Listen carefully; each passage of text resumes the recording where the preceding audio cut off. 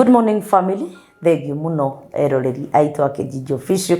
Ngai witũ akũrathime nĩ tondũ wa gũikarania hamwe na ithuĩ na gũtũtĩa mũno mũno mũgatĩa ministry itũ na mũgetĩkĩra hĩndĩ ciothe iria tuoka kũrehe video citũ mũgetĩkĩra gũkorwo mũgĩtũ support.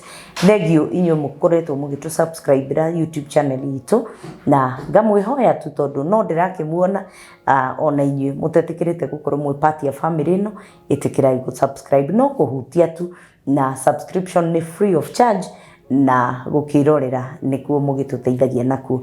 Mwathani amũrathime na mwĩke wega na wishing you the very best in whatever you are doing ona kũrĩa mũtindaga.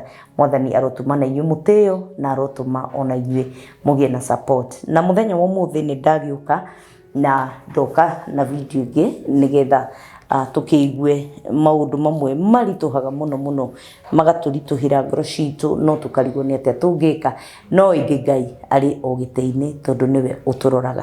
Na mũthenya wa ũmũthĩ ndoka na ndungata ya Ngai, a minister of the gospel, na akoretwo ena ministry inyitĩrĩire the pastors wives, our spouses, maruo marĩa mageragĩra tondũ twĩciragia tungatĩri mararaga matu-inĩ na matikorwo na mathĩna no onao nĩ makorwo na mathĩna na challenges iria andũ arĩa angĩ mageragĩra no cio nao atumia atungatĩri kana atungatĩri mageragĩra. Na koguo Ngai nĩ agĩtũhete ndungata ya gũkĩmahoera na kũrũgama ithenya-inĩ rĩu na nĩkĩo mũthĩ nĩngwenda tũmũmenye wega na tũmenye mũtũrĩre wake na nĩgetha tũgĩcoke tũgĩthiĩ na mbere. Karibu sana ngũnyite ũgeni kumaruta mbere ya video ĩno nginya hĩndĩ ĩrĩa tũrĩkĩmĩrĩkia. Masi, yes. How are you? I'm good, thank you. Karibu sana.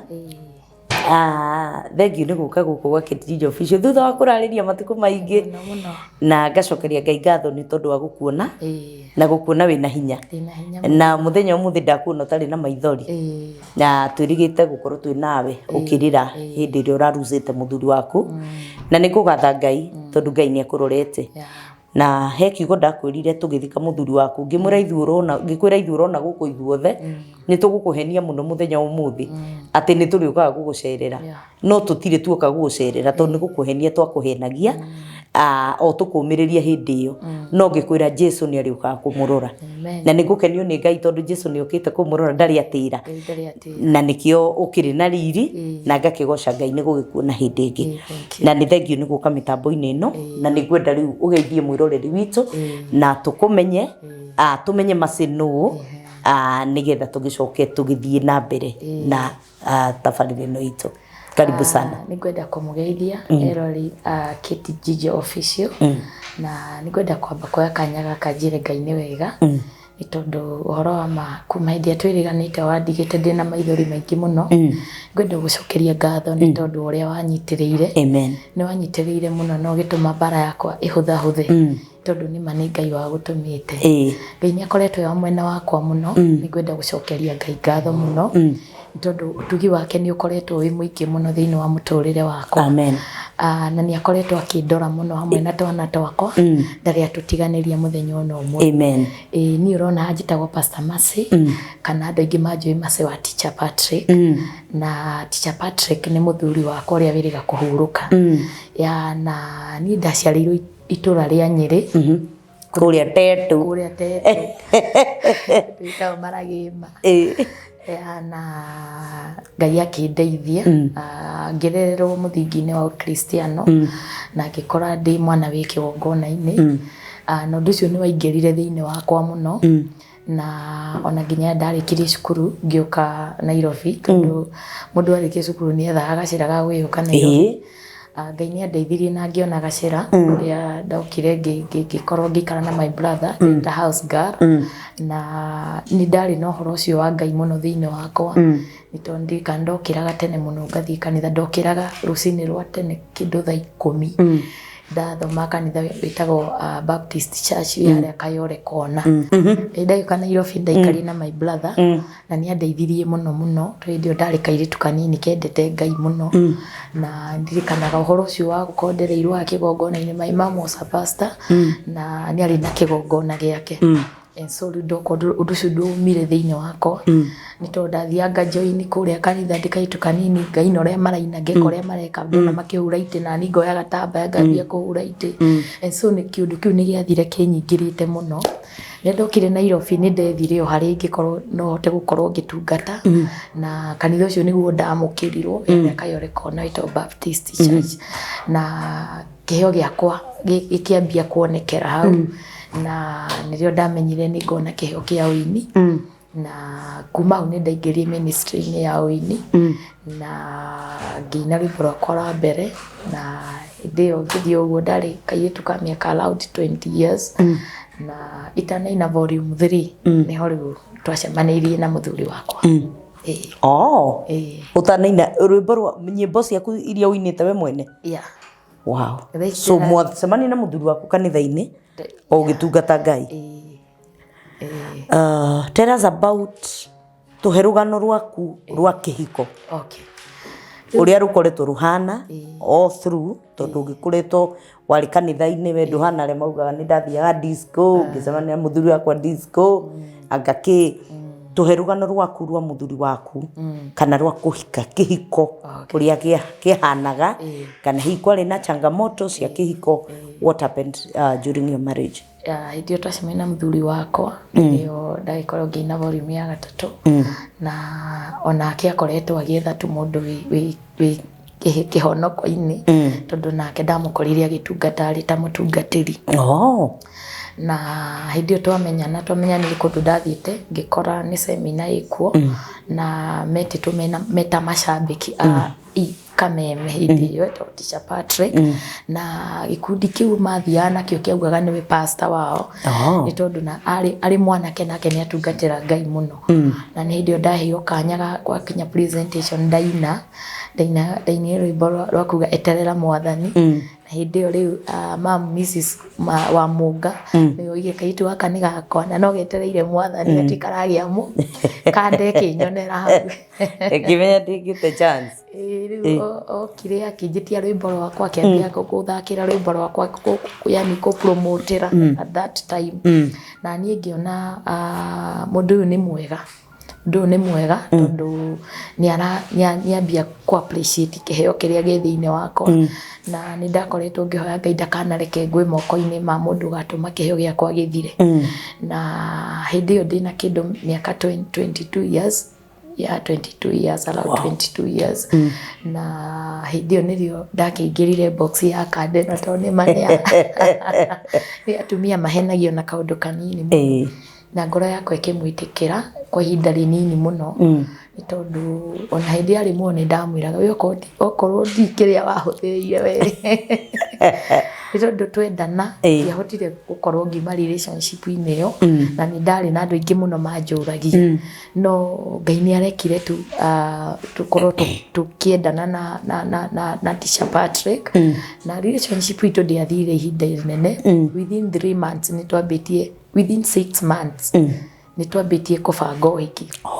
Around 6 courtship yanyu ndĩkarire mũno. It was even around 5 months tondũ within kĩndũ 7 months nĩ twekĩte nginya ũhiki. Ũhiki wakwa nĩ wateng'eririo na ihenya mũno na nĩ tondũ aciari ake nĩ manyendire mũno na ndikamendire gũkorwo ndĩ thĩinĩ wa ũtungata. I don't know kĩrĩa monire thĩinĩ wakwa no nĩ mani appreciate na njĩra nene mũno. Actually kĩu nĩkĩo gĩatũmire njĩtĩkĩre kũhika na ihenya mũno. Ndathire kũrĩ aciari manjĩtĩkĩra na nĩ hĩndĩ ĩyo nĩrĩa gwagĩtuĩkaga atumia Nyĩrĩ nĩ marĩhaga thirĩ. Ona ndakira ngari atĩrĩrĩ Ngai mwathani Nyĩrĩ twambia gũcambia ũgũri hihi no gũkĩoneke ũmwe makona nĩ mwega ũngĩkĩgĩa kĩhiko. Hĩndĩ ĩyo nĩguo mwakũraga indo. Hĩndĩ ĩyo nĩyo kwarĩ kũũru na ũhiki wakwa nĩ wabangirwo na Ngai akĩmũhe favor nene mũno thĩinĩ wa media na andũ magĩũka mũno magĩtũ support na nĩ twekire ũhiki warĩ mũnene mũno nĩ hacaũri moyo na kuma hau nĩrĩo njane yakwa ya kĩhiko yanjirie na ndikuga ikoretwo ĩhũthũ yarĩ nditũ mũno tondũ we twanyitanire andũ erĩ matarĩ na experience ya relationship na kũhikania na rĩu niĩ ndĩno twĩ kĩhiko-inĩ nĩrĩo ndĩrathoma nũ ndahikĩra nake nĩrĩo arathoma nũ ahikia at the same time ministry-inĩ na we are all in ministry. Hĩndĩ ĩyo niĩ ndĩ mũini nĩ ndĩrathiĩ kũina ngacoka nake ena kĩgongona ndamukoria akihunjia pangani kanitha itagwo Faith in Action na twaikaranga Ngai niacokire agitutwara kigongona kingi kiria arakoretwo agitungata kuhuruka gwake na reke njuge tutinaikara muno na muthuri wakwa tondu twahikania kigongona iki atungataga hapa ngani ni atungatire kindu kia miaka ta 3 and then Mungu akatufungulia njia ingine tugithi tukiheo kigongona kinene na kina andu aingi muno gukira aya mari guku and so kuma hau nirio okay ni twahotaga gucope na challenges iria ciariho tondu at that time it was only between me and him no ria toka kanitha uyu ni kwaingirire maundu mangi maingirie gatagati-ini gaitu maundu mandituheire muno me on my side na magituma kihiko giakwa kirituhe muno ni tondu hindi iyo nirio turagia kana ga keri hindi iyo nirio na kana ka mbere gatikaingira cukuru and at that time I'm very young na challenges icio cigikorwo cikindituhira muno on my side tondu ndiamenyerete gukorwo ndi mutumia mutungatiri na ndiamenyerete kuhurwo bara ni andu mena hinya wao wa maguta that is mena ona ti maguta andu mena hinya wao wa muturire andu merugamitie ki muturire na ni kwagire na thina ni tondu au niho kihiko giakwa kianjirie thina ya kihiko giakwa ni kianjirie thina itahotire kuhandle tondu wari build my strength na nirio ndaingirire thiini muno wa kuhoya Ngai na kurikira muno na kuhoyaga muno nigetha ngorwo ngihota kugeria na ma challenges maya maraingira thiini wa kihiko at the same time ngorwo ngihota kumurelease arutire Ngai wira ona kuhana uguo na ndagine ihinda riritu muno ni tondu kanitha ucio twa receive kanitha ucio ni metikirire muthuri wakwa no ni matiani accepted yeah this is where thina waingirire munene muno makureganiki na wi mutumia wake mandegani tondu matire maikara na muhunjia wina mutumia okay ahunjia riothe manoka kuu itha mutumia ni ingatwa thie kana we mwenyewe ni erirwo ngeti-ini tutirakwenda turenda muthuri cooperate but for me it was different nilisema kama ni Mungu ametufungulia mlango I believe ametufunguliwa tukiwa na yeye and so gutiri undu ingietikirire gukorwo ni ndaikara kando na niona hindi yo norio twi wendo-ini hindi yo noguo turarera hindi yo noguo turaciara ciana na at that time my first born alikuwa na 3 years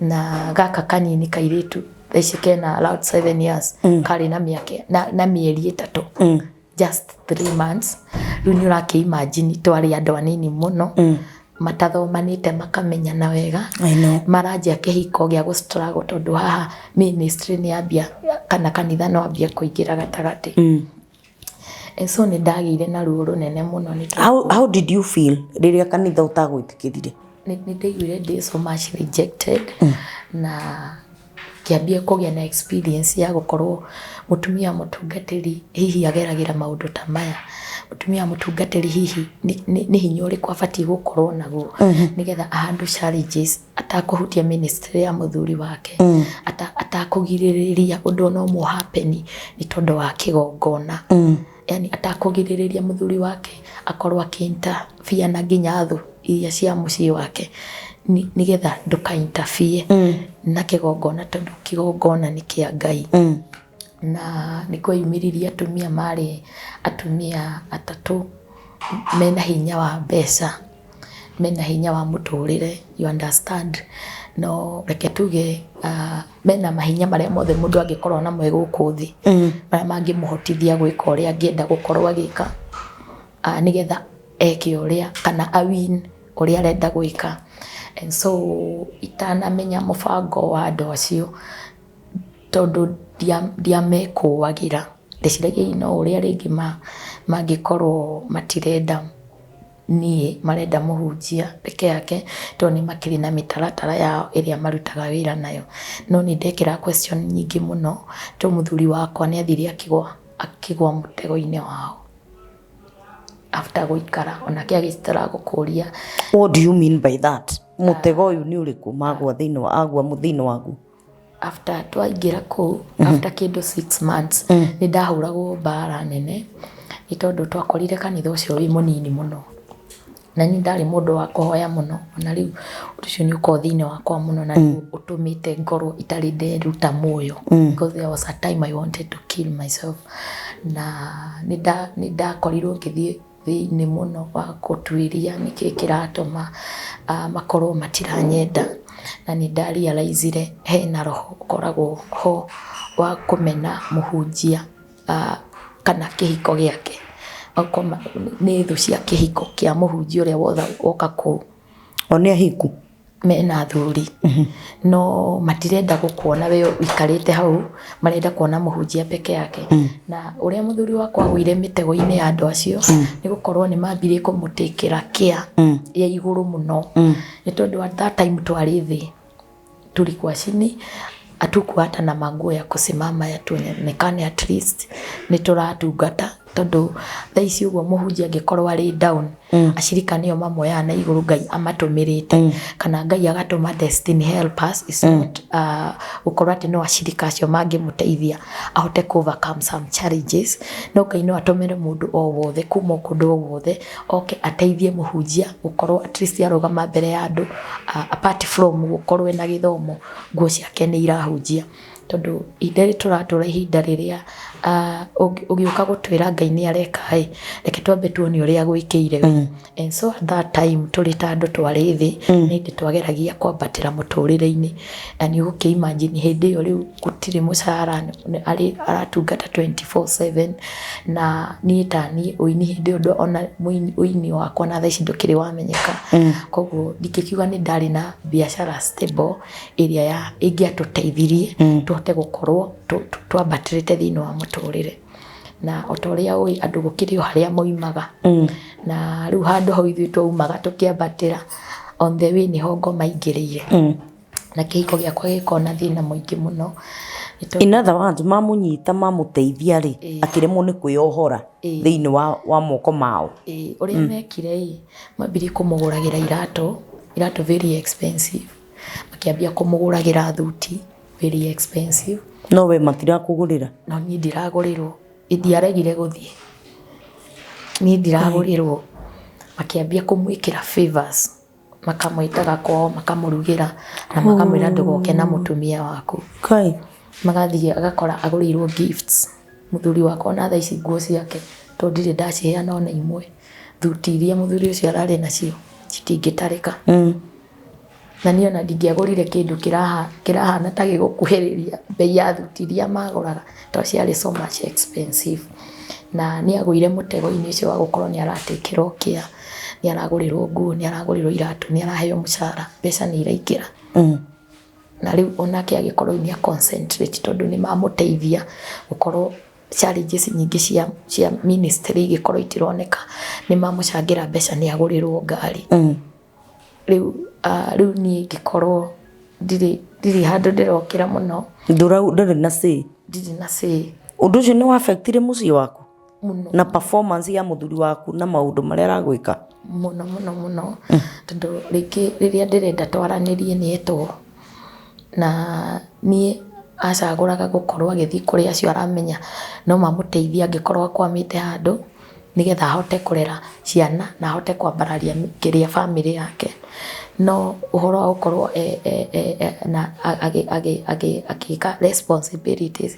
cia gukorwo akirora family yako na time nayo na family ndari at the same time umenye ni mundu media personality na ni mundu rendekana inoro ni arendekana kameme ni arendekana coro at the same time kanitha ni mwetereire riu uguo ni aremirwo ni gukorwo akibalance maundu tunona aingira mutego-ini ari very young ni atahwo ni atumia aya very young riu mucii ni wahana tawa korwo wi kando hanini so ni murango ngoma hingurire nake akiremwo ni kuhinga and so I have struggled in that marriage ukorwo ati muthuri wakwa ihinda riria rinini fiu tuonana nake ni ndirageria gukorwo tukiendana turageria gukorwo tukiaraniria horo wa ciana turageria gukorwo yani ugakorwo ndunarikia ona gukorwo wa mwira uri ukwendaga and so na atumia acio ni mathire maingirite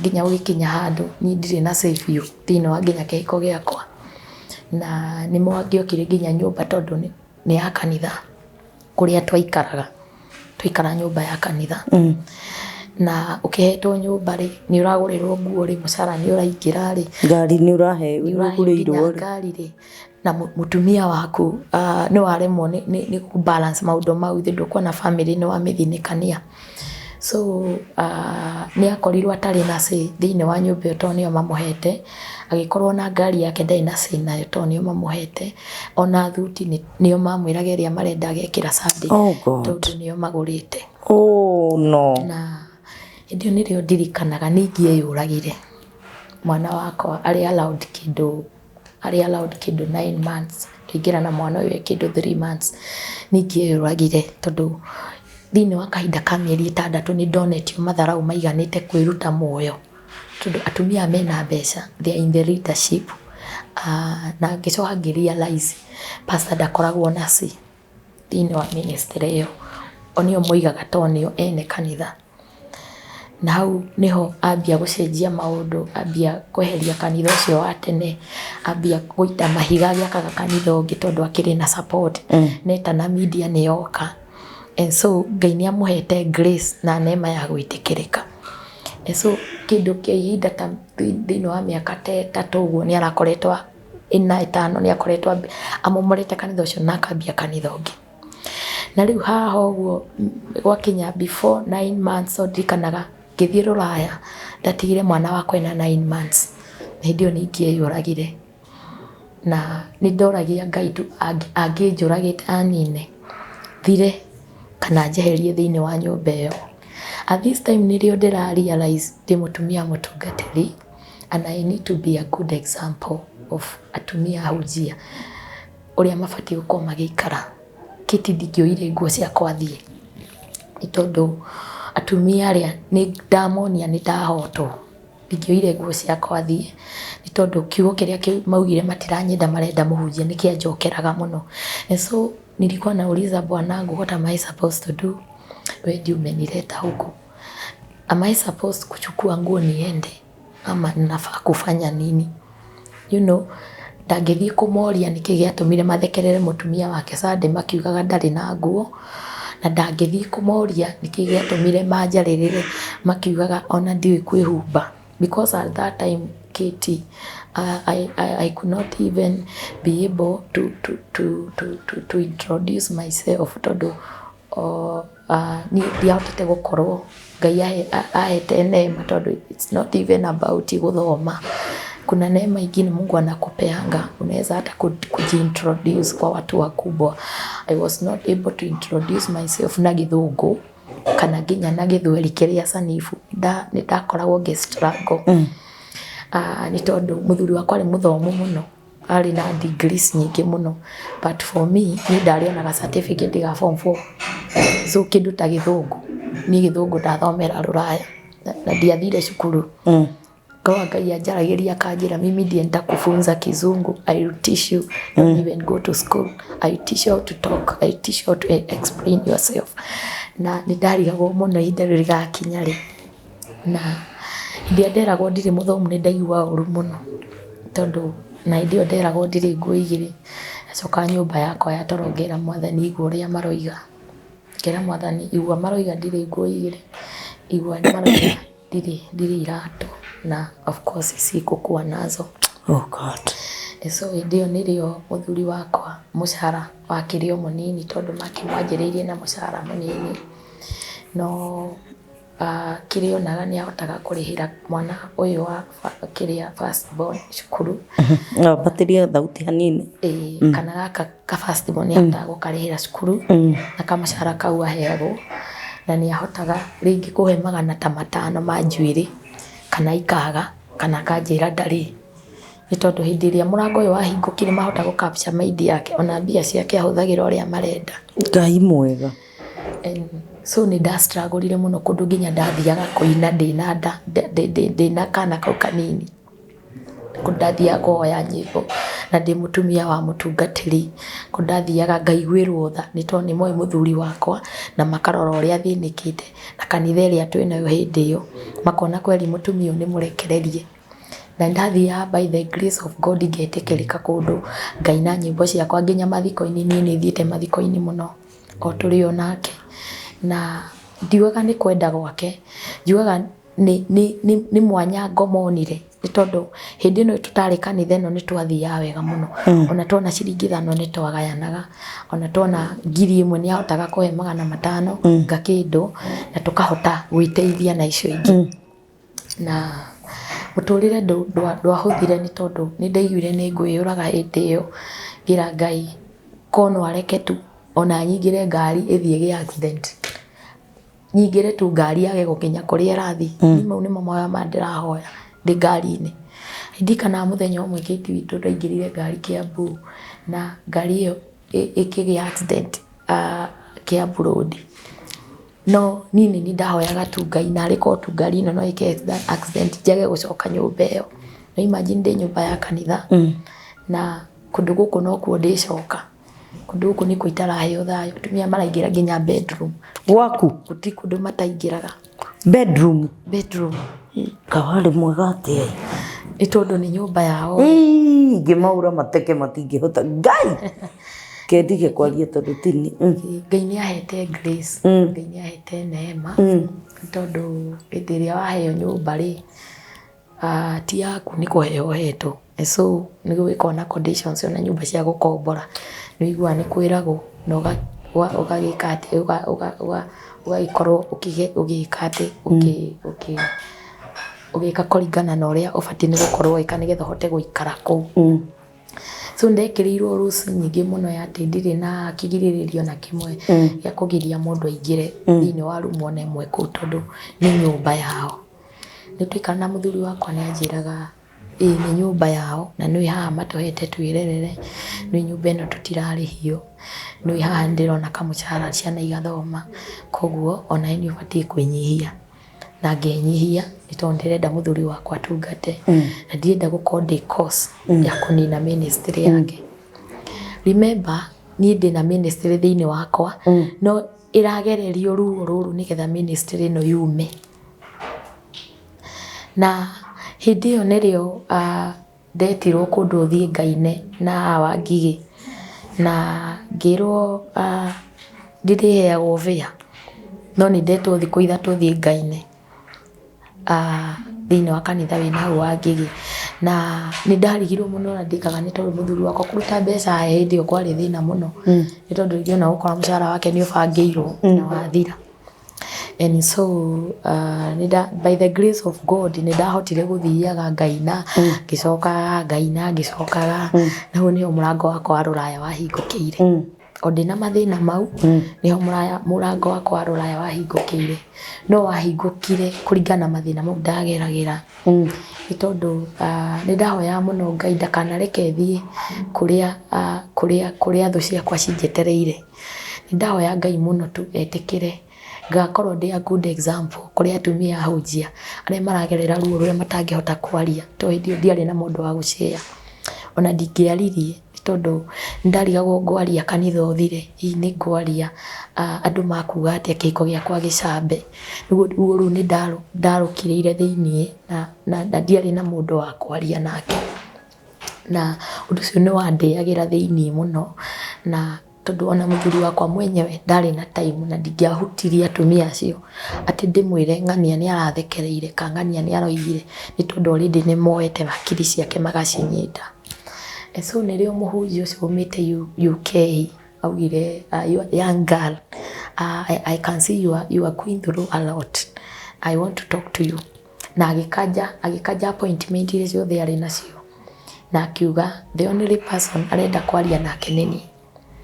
And so at that time when ndakwira ndingihotire kuyaria because when no igwire tu githungu ndiguaga gikuyu ka githweri ni wakiona uria ndari na hard time ni ndateithirio ni mutumia wake ta Reverend Dan ni wa Kiambu na ukimarora ndungeciria ni mugikuto ni karite roraya muno no ria ajaririe gikuyu ngikena ngira mwathana at least I can share with her na ni akuhota kwira muthuri wake, so I could speak na gikuyu na kera muthuri wake, ndari na gikuyu akera muthuri wake, na Ngai ni ahuthagira nginya hiyo nduhu niyo yukaga kuona Ngai ni ahuthagira ona itoi kwi express na Ngai ni ari na bata nani ona hindi yo ndathinekanagio, na hindi yo uji ucio ni igwire rugano rwakwa na akiuga nima auma na gitumi Ngai amwaririe uhoro wakwa, akinjira I want to see your husband,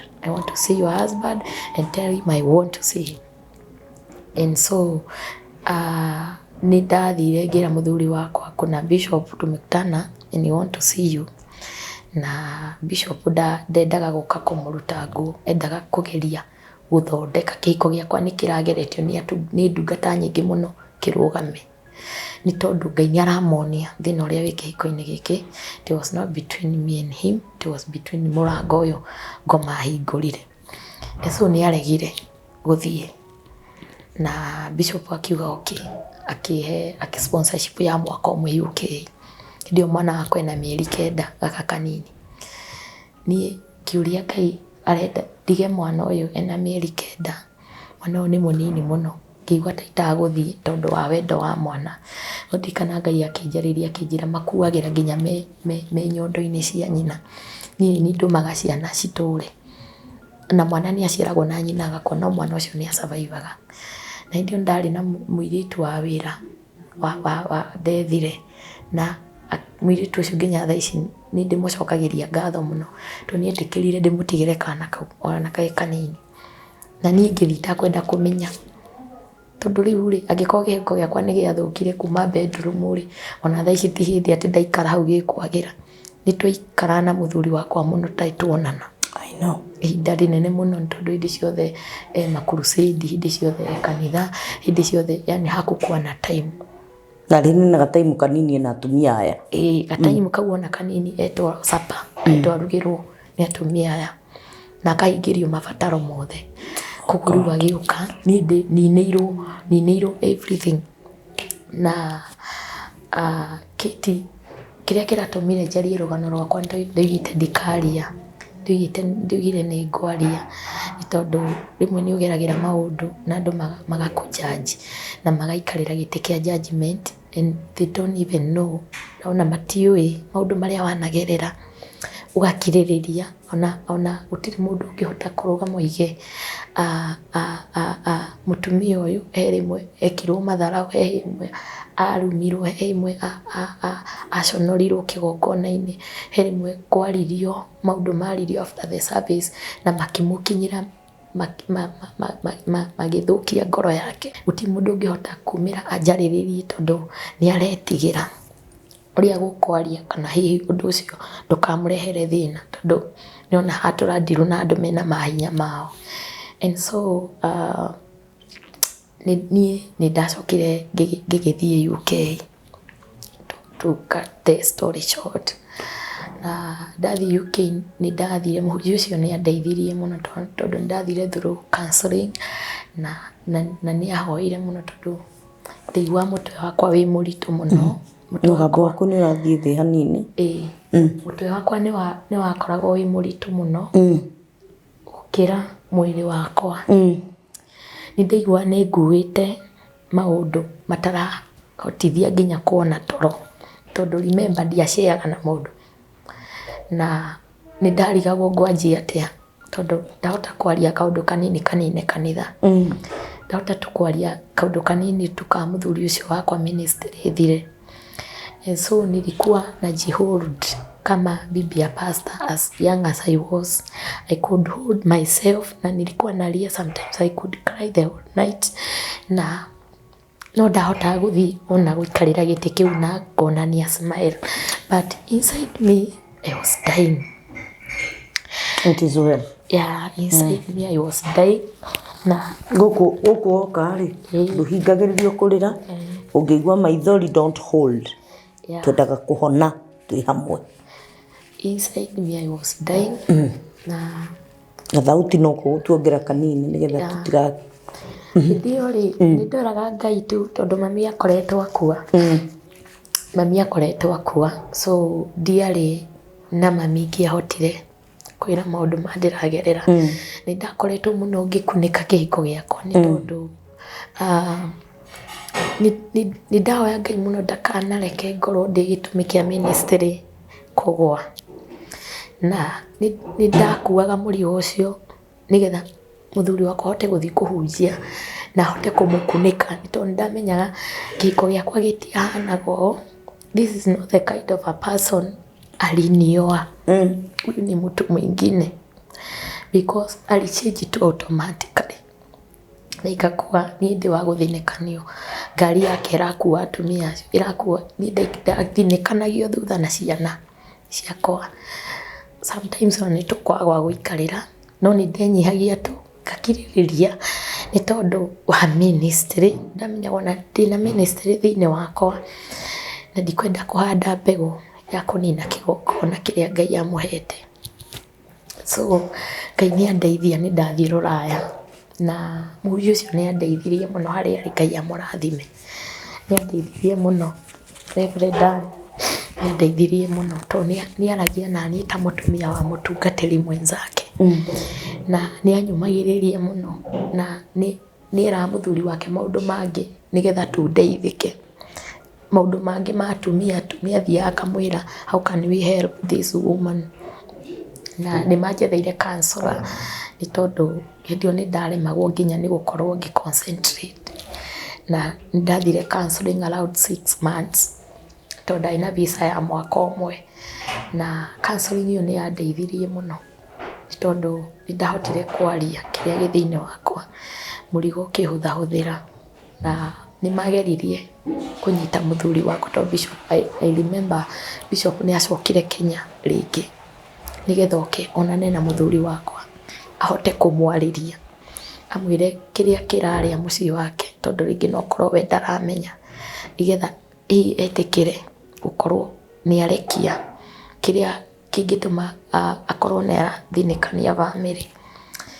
Nowe ũndũ ũrĩa wa atumia nĩ wamũingĩrire biũ ũndũ atangĩhota kweherera. Na Bishop acoka UK, gwĩciria atumia aya macokire rĩu kĩhiko-inĩ gĩakwa makĩmwethera mũtumia. Ũcio nĩguo ũndũ ũrĩa itarĩ ndoiga. Ndahota kwaria ũndũ ũcio na mũndũ ona ũmwe. Ũndũ ũcio ũkoragwo ũrĩ o thĩinĩ wa ngoro yakwa. Nĩ amwetheire kairĩtu getagwo, ndikwenda gũkagweta haha, no nĩ etheirwo kairĩtu nĩ tondũ niĩ ndagĩthire rũraya. No na gũkorwo ndĩ kĩhiko-inĩ kĩu na ndĩ rũraya ndarĩ safe ndĩ rũraya gũkĩra ndĩ kĩhiko-inĩ gĩkĩ tondũ nĩ maramũhe kĩrĩa gĩothe arabatara. Koguo niĩ nĩ ndaumiaga. And so Bishop okaria nake we gũtirĩ ũndũ acenjirie, ti ũndũ wacenjirie. Actually ona nĩ gwetherwo etheirwo mũtumia nĩ atumia tondũ nĩ marona nĩ ta arathĩnĩka. Na kwaria mawe we arĩ sawa tondũ we arĩ sawa in short. Na Bishop acoka UK nĩ anjirie kĩhiko kĩu gĩaku your husband needs deliverance.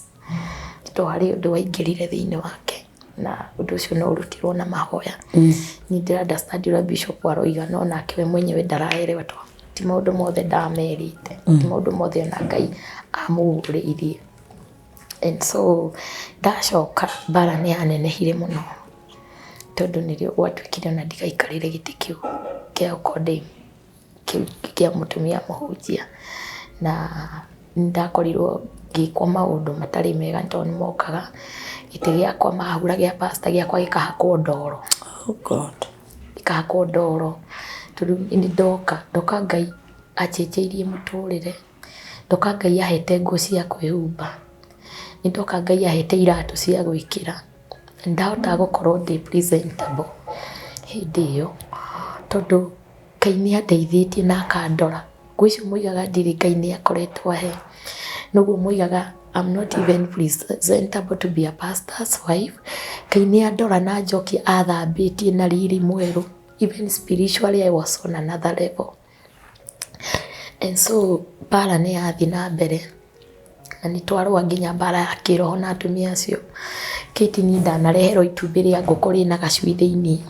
I will show you after this kamera-inĩ. Itumbĩ rĩa ngũkũ rĩna gacui thĩinĩ na ngĩtũmanĩrwo ngĩrũgwo nĩguo moraga destiny yakwa. And so nĩ ndakĩmenyaga andũ arĩa ndĩrandiru nao.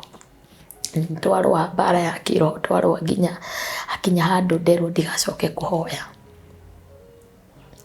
Na hĩndĩ ĩyo marauga ndigacoke kũhoya nĩrĩo thiĩte thĩinĩ biũ. Sasa nimeingia deep. Tondũ nĩndamenyire gũkorwo wĩ mũndũ mũtiganĩrie nĩ mũthuri waku no wonire rĩũrĩro he Ngai. Nĩ tondũ kĩndũ kĩrĩa gĩothe ũngĩenda thĩinĩ wa thĩ ĩno no Ngai akũheire. No wĩhenie nĩ wathiĩ kuona kĩndũ kĩega gĩgũtware kũndũ kũũru ũremwo nĩ gũkeruta. No wĩhenie atĩ tondũ rĩu maũndũ nĩ mahana ũguo nawe nĩ ũgwĩka maũndũ marĩa ũigua mangĩgũkenia okorwo nĩ wauma raini-inĩ ya Ngai. Toguo mũthuri wakwa ngoma mwatakire meciria ĩkaumĩte raini-inĩ ya Ngai. Na nĩ twarũa bara na atumia acio, twarũa nginya ndetĩrwo athuri board members na gwatuĩka ndigacoke kũhoya. Tondũ niĩ nĩ ndoima hau ngathiĩ Heaven's Gate thikũ 7 ngatũra kũu nderagĩra Ngai mũthuri wakwa ndakanoragwo nĩ ngoma, mũthuri wakwa ndakanakinya handũ aremwo nĩ gũtungatĩra Ngai. Ona arĩ na challenges icio nĩndamũhoyagĩra mũno, ahoera mũndũ akahona, arũgama harĩa ahunjie kiugo gĩkaguna mũndũ ona kũhana oro ũguo. And so nĩ ndetirwo mũcemanio ũmwe ngĩrwo ndigacoke kũhoya. Na nĩngiuga ko harĩ ũndũ itangĩhota gwĩka nĩ gũtiga kũhoya. Kĩndũ kĩu kĩnyumaga na thĩinĩ na ndihotaga gũtiga kũhoya. Na niĩ nĩ ndamenyire mahoya nĩmo matũmĩte Ngai andeithie ku overcome a lot of challenges thĩinĩ wa mũtũrĩre. Na at the same time nĩ ndathitangagĩrwo gũkorwo nĩ ndagiria mũirĩtu ndakora kũingĩraga bedroom kana kũrugagĩra mũthuri wakwa. Tondũ Kanitha erĩtwo nĩ atumia arĩa ndakanareke before nyingĩre kũruga agakorwo nĩ arugire. Yani okĩte agetua tarĩ we mũirĩtu wa wĩra na magakorwo mahotete nginya kũ discourage mũirĩtu ũrĩa ndatigĩte kũ. Rĩu nĩwe wokaga agĩka maũndũ mau mothe. Yani etho arĩ ta njĩra ya mũirĩtu wa wĩra no nĩ mũtumia in short. Na mũthuri wakwa nĩ akinyĩte handũ agakorwo angĩkorwo niĩ ndarandambũra gũtirĩ mũndũ angĩatambũrire atĩ nĩwe mũtumia wake. So nĩ oke aruge athiĩ, oke arĩe rĩrĩa athiĩ kũrĩa arathiĩ. Na niĩ thĩinĩ wakwa nĩ ndamenyaga kĩhiko gĩakwa gĩtinahana ũguo tondũ nĩ ndathiĩ rũraya. Kĩhiko gĩakwa o rĩrĩ mambia kũmũrugĩra gwao nyũmba, o rĩrĩ mambia kũmũrehera iratũ, o rĩrĩ ambia kũriganĩrwo nĩ arĩ mũtumia, o rĩrĩ o hĩndĩ ĩyo twĩkĩrĩa tũraria maũndũ maitũ akahũrĩrwo thimũ akerwo andũ ũrendekana. Meciria make akarigwo kanginya tuma nake agathiĩ, agokĩra agekĩra nguo agathiĩ. So nĩ ndamenyire kĩhiko gĩakwa gĩtingĩkorwo kĩora nĩ tondũ ndathiĩ UK. Actually nini Ngai ahonokirie kuma gĩkuũ-inĩ nĩgetha ahote gũthiĩ na mbere na kũmũnyitĩrĩra. Nĩ tondũ Ngai nĩ ahũthagĩra mũndũ o ũrĩa mũndũ ũcio arĩ. Na Ngai nĩ ahũthagĩra nginya icio iguaga hiũ ndũhu. Nĩ tondũ we ũgoci wake ndagayanaga na mũndũ. I know. Gũtuĩke ũyũ nĩwe angĩhũthĩra no ndangĩhũthĩra. Ngai nĩ arahũthĩrĩte mũthuri wakwa mũno. O atumia acio me thĩinĩ wake nĩ aramũhũthagĩra hana ũguo. And so bara ĩkĩneneha ngĩrwo ndigacoke kũhoya matikana ngore kanitha-inĩ ngĩhoya na ngĩehererio mĩcemanio yothe ingĩkorwo ngĩatendia atĩ no ngorwo ngĩheo chance ndĩta mũtumia mũhunjia hoe. Ngĩkorwo ndirarekwo organize na ngĩkirĩrĩria. Rĩu nĩruo ruo rũrĩa rwatũmire ministry ya pastor's wife. Ndamenya kũrĩa nyumĩte ndahitia gĩkuũ kwĩyũraga. Ngai ndona nĩ ani encourage nĩ ndathiĩ rũraya nĩ ndacoka. Platform ya pastor's wife yanjirie hau. Tutanoka he ministry ĩyo ya pastor's wife. Yeah. Na nĩ tũkũmenya ũrĩa yaciarwo na harĩa gũkinya rĩ. Gũgũcoka gũthiĩ atĩa mũthuri waku nĩ akua nĩ atĩa wonete kuma hĩndĩ ĩrĩa mũthuri waku akuire hihi nĩ wĩrĩtwo maũndũ nĩ wĩrĩtwo nĩ kũmũraga wamũragire ta ũrĩa ithuĩ twakĩrirwo nĩ ruo rũrĩkũ ũgereire kuma hĩndĩ ĩrĩa mũthuri waku akĩgua nĩ wagerera ruo kĩhiko-inĩ nĩ wagerera mbara kĩhiko-inĩ mbara nĩ ĩgũthira mũthuri waku akua kana gũgũthiĩ atĩa kanitha nĩ nyũmba mwahetwo rĩu mwene nyũmba nĩ akua what happened no nyende gũthiĩ na mbere njuge atĩ hĩndĩ ĩyo ndauma rũraya ndoka mbara nĩ cianenehire gũkĩra mbere nĩ tondũ nĩ ndarega mũtumia ũngĩ thĩinĩ wa nyũmba yakwa na tũgĩikara thĩ na mũthuri wakwa ngĩmwĩra agĩkorwo ti gũkomania tũkomanagia nawe nĩgetha ũhikie mũtumia ũngĩ atĩ niĩ nĩ ngũregete rĩ angĩkorwo nĩ ũhotaga kũrutĩra Ngai wĩra tũikarĩte ũũ na niĩ nĩ ngiragĩrĩria na ndũrĩ ona wakĩngora nja rĩ then ndirona bata wa kũhikia mũtumia ũngĩ na angĩkorwo nĩ bata wa kũhikia mũtumia ũngĩ rĩ then no twĩke divorce nĩgetha njĩtĩkĩre mũtumia ũngĩ aingĩre mũthuri wakwa nĩ anjĩrire ndarĩ mũtumia ũngĩ ahikĩtie na ona mũhiki ũcio ũkaga kũnda ũyũ ũkaga gwĩka atĩa na angĩkorwo nĩ marĩ ndũgũ reke njuge nĩ amũrũgire na gũgĩkorwo kwĩ mbara nene mũno mũhiki ũcio nĩ aumire kanitha na agĩthiĩ na akĩnjambia mũno no niĩ ndiendire kwaria nĩ tondũ niĩ ndarĩ na bata na kĩhiko gĩakwa o ũrĩa kũhana niĩ ndarĩ na bata na kũrũa mbara kĩhiko gĩakwa gĩkarũgama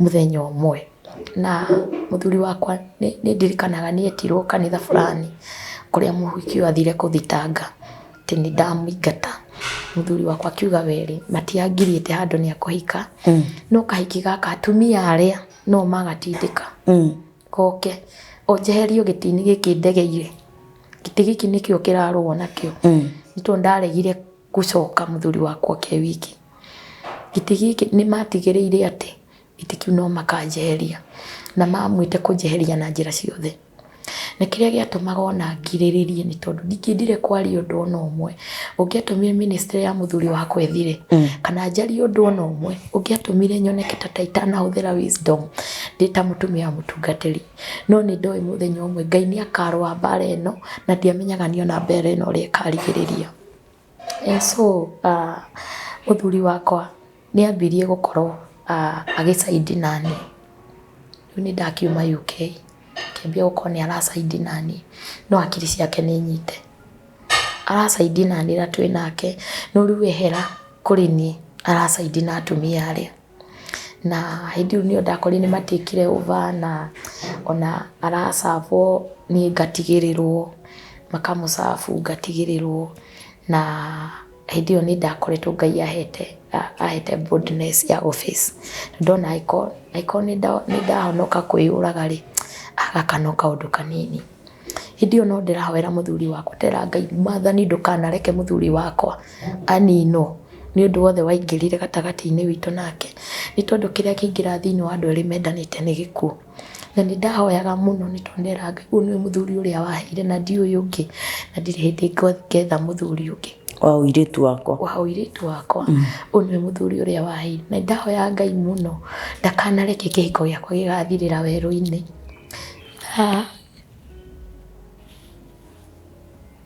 It is well.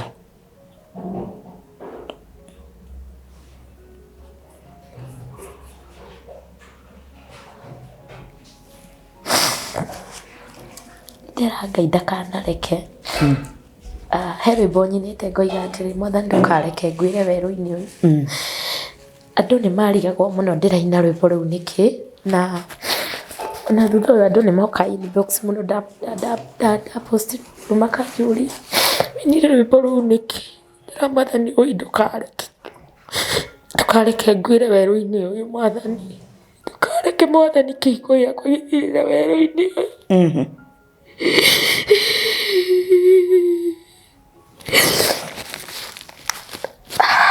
no rĩu I'm sorry. It is well. It is well. Sorry. Release it. Na waigua maithori ndũkahingĩrĩrie tũgweterera ona tongo nĩ ndagĩka 30 tũgweterera nginya ũrĩre kĩũndũ kĩu gĩothe kiume thĩinĩ waku ũhoro wa mũthuri wakwa nĩ ũhutagia mũno tondũ ndageririe kũrũĩrĩra kĩhiko gĩakwa Thiĩte kwĩ Bishop Wanderi nĩ mũira, nĩ thiĩte kwĩ Reverend Ruth wa Mũyũ, nĩ thiĩte nginya kwĩ Apostle Julius ũrĩa ndĩratungata rungu rwake thaa ici. Ũngĩgeria gũthaĩrĩra kĩhiko gĩakwa, ũngĩgeria kũhinga mũrango ũyũ wahingũkire, no nĩ kwaremire Kĩti witũ.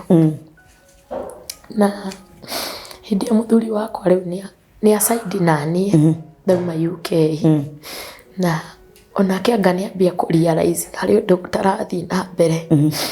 No hĩndĩ ĩyo rĩ, meciria make nĩ maiyĩtwo mothe, na agakorwo meciria make nĩ matũmĩte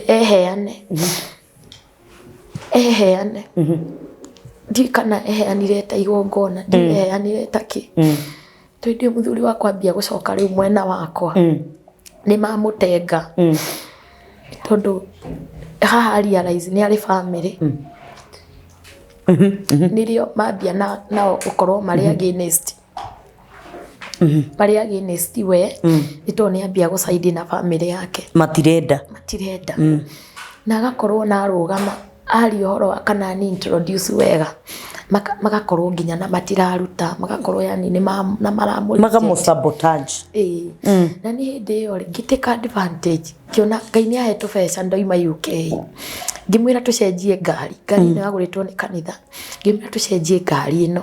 Na ngĩambia kũmwĩra tũbange tũmaũndũ twitũ. Na ngĩambia kũmwĩra ona no hoe Ngai ona tũcoke UK twehere gũkũ. Mũthuri wakwa akĩona nĩ a good idea. Na gĩkorwo nĩ aranyita guoko biũ, na gĩkorwo nginya nĩ arani encourage mũno. Na hĩndĩ ĩyo nĩrĩo mũthuri wakwa ambirie kũgũthagwo nĩ pressure. Akarwaraga twĩ nake, akagũthwo nĩ pressure. Agakorwo nĩ twahanyũka thibitarĩ. Tukona nĩ Ngai wa mũteithia uma wa gũthiĩ. Na mwĩrĩ wake ũkĩambia gũcoka thĩ. Akĩnjĩra rĩu andũ nĩ mambia kũni reject. Niĩ neema nĩ ĩrathira ya gũtungata. The more walikuwa na reject, koza ne side na familia, the more alikuwa naisha. Mũthuri wakwa akĩmwĩra atĩrĩrĩ, niĩ reke nyume kanitha ũyũ ĩ, nĩgetha rĩrĩ niĩ ndikwenda kuona ũgĩthĩnĩka nĩ ũndũ wa gũkorwo nĩ ũnyendete. Nĩ kũrĩa tumĩte kĩhiko gĩkĩ nĩ tũkĩrũĩrĩire. Ke nyume kanitha ũyũ ĩ, nĩgetha ũhote gũkorwo na freedom ya atumia acio. Ngĩnjĩra aca niĩ harĩa nginyĩte rĩ, niĩ nĩ njakĩte kanitha, hĩndĩ ĩyo nĩ akĩte nginya kanitha. Niĩ nĩ ndutĩte wĩra wakwa. Na rĩu agĩkorwo matinabatana tondũ thĩna wokire haha twarĩ hana igũrũ na kairĩtu gaka. Nĩ macokire kwambia gũkaga nyũmba o enyewe kũrugaga. Gwaku? Ĩĩ. Tondũ nona rĩu haha magĩire kanya ga kũingĩraga itarĩ kuo. Nĩ magĩire kanya ga kũthiaga kũingĩra nginya bedroom. No matiũĩ kĩrĩa gĩatũmire Ngai ahingũrĩre mũrango Kĩti. Ngai nĩ muoyo wakwa atharire hĩndĩ ĩyo andwarire UK tondũ nĩ ingĩakuire. Ingĩakuire. Either nĩ ingĩyũragire kana ingĩakomire njage gũkĩra. Nĩ tondũ ũritũ ũrĩa ndarĩ naguo wa mũtwe wakwa, nĩ ndakomaga ngaremwo nĩ gũkĩra. Nĩ ndakomaga tũtingĩaririe na ũguo tũraria. Nĩ tondũ ũngĩaririe na niĩ more than 5 minutes ndaigua mũtwe wakwa nĩ waihũra. Ngaigua ndina space. Ndina space ya ku accommodate ũndũ wothe. Niĩ ndingĩikarire na ciana iranegena nyũmba kana radio ĩraria. Tondũ yaria ndagĩka 10 ndaigua meciria makwa nĩ maihũra. Ciana cianegenaga ndaigua ndĩcingate. Ndagũikara ndĩ nyiki ngarĩraga. Ndĩ nyiki ngarĩraga ngakoma. Arĩa ndokĩrĩra mũtwe nĩ mũritũ mũno. Ndirahota kũũkua. Na ngwĩciria Ngai atharire muoyo wakwa. Na andũ a UK nĩho ndagire through counseling because I understood hĩndĩ ĩyo ndarĩ in a very deep depression. Na nĩ ũndũ itangĩhotire kwĩruta thĩinĩ waguo. Na reke njuge tu just by the grace of God ndahotaga gũkorwo ngĩmanage gũtũũra.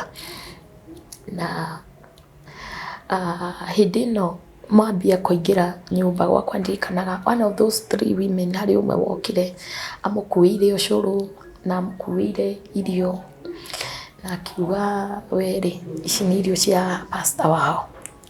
Na niĩ nĩ ndaciregire. Ngiuga nĩ tondũ ndĩracokire rĩ, rĩu thaa ici Ngai nĩ andeithĩtie nĩ ndĩrahota kwĩmanage. Nĩ ndĩrahota ona ku overcome some challenges. Na hĩndĩ ĩyo nĩ ndahotete kwĩmenya. Nĩ niĩ ndĩũ na nĩ ndandicrate ũrĩa othe gũgathiĩ I'm to start. Tũndaigua hena ministry rĩu yaciarwo thĩinĩ wakwa ya pastors wives.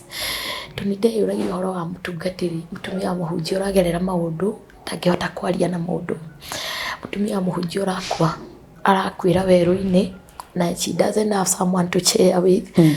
Nĩ arigwo ũrĩa andũ makuga kana ũrĩa kanitha ĩkuga.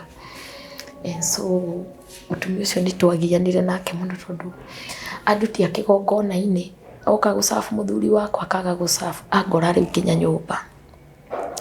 Na ndũkariganĩrwo she is a leader, they are in leadership, ona thaa ici they are in leadership. Na gwakinya nĩ pastors day nĩo moigaga mũtumia ũcio ndakagũrĩrwo na ngacibũ, twamwĩrire gũkũ ti gĩikaro gĩake na ndaiguire gũkũ ndakagũrĩrwo nginya ngacibũ. Na icigo icio cianginyira tondũ kũrĩ arĩa manginyagĩria ndaigua ruo ngoro nguga narĩ kona nĩ magĩkira magĩkwaria tondũ niĩ thĩna wa nguo ndũngĩtũma nemwo nĩ gũtũũra tondũ God can provide in his own way. Na mũtumia ũcio rĩrĩa okire nyũmba reke njuge nĩ tweranire ciugo tondũ right now I know my rights. Right now Ngai nĩ andeithĩtie, nĩ ndĩthambĩte ngathera, nguo iria manumaga ndirĩ Ngai nĩ ahete, na nĩ ndarĩ na kaũndũ kau ga gũkorwo nĩ ndĩraigua no hote kwĩrũgamĩrĩra, no hote kwĩharĩrĩria, nĩ ngiriĩte ihinda rĩnene mũno.